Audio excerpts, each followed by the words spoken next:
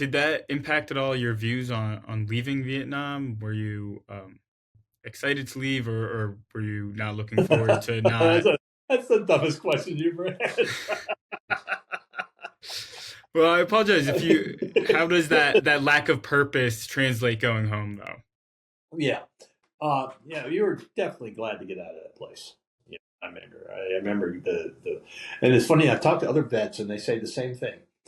Uh, we got on that plane. We called it the Freedom Bird, and we got on that, and it took off, and everybody and their brother was just going cheering, yelling, screaming. I mean, just happy as happy could be. If you left that place, but I don't remember anything after that coming home.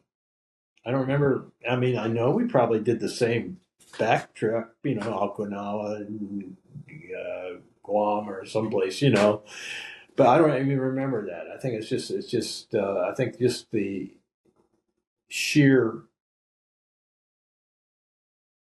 lack of having stress that you just kind of, you just forgot it all. But, but, uh, but coming home, uh, you feel like, well, I came home from, I didn't come home. Well, yeah, I did come. I did come home, and but you don't really.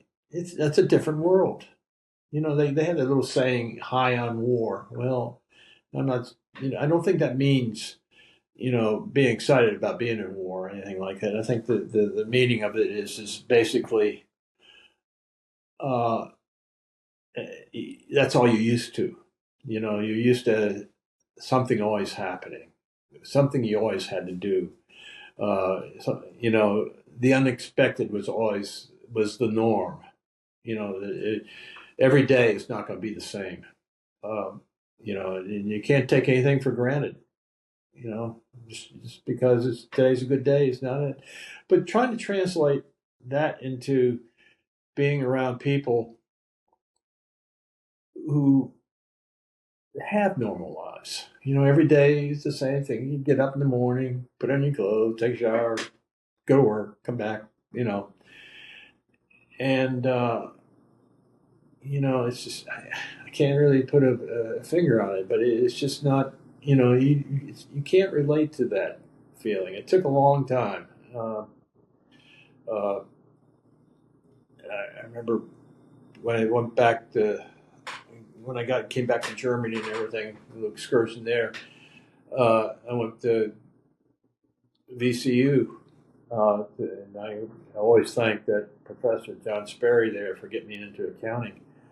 But you weren't going into the classrooms wasn't the same as the other kids. Yeah, they're all talking about what's party this weekend, and you're worried about what you got to get done, you get your grades and everything. But um, I, you never felt comfortable. And there was a lot of backlash. I remember when I was at Fort Lee, I went on job interviews, and people told you, we don't hire people with your skills, i.e., you were a veteran.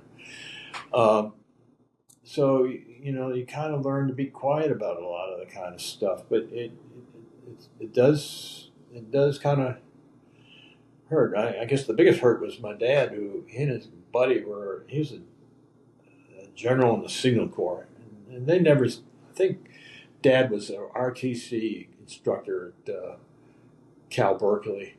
There's a combat assignment if you ever want one. Maybe later on, later on it might be a little. I don't know. Maybe in the '70s was not a place you wanted to be an RT instructor, but they I said, well, if we'd been in our days, we would have gotten the job done.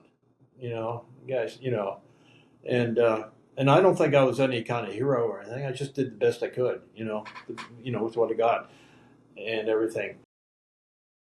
But you learn to kind of tuck it away.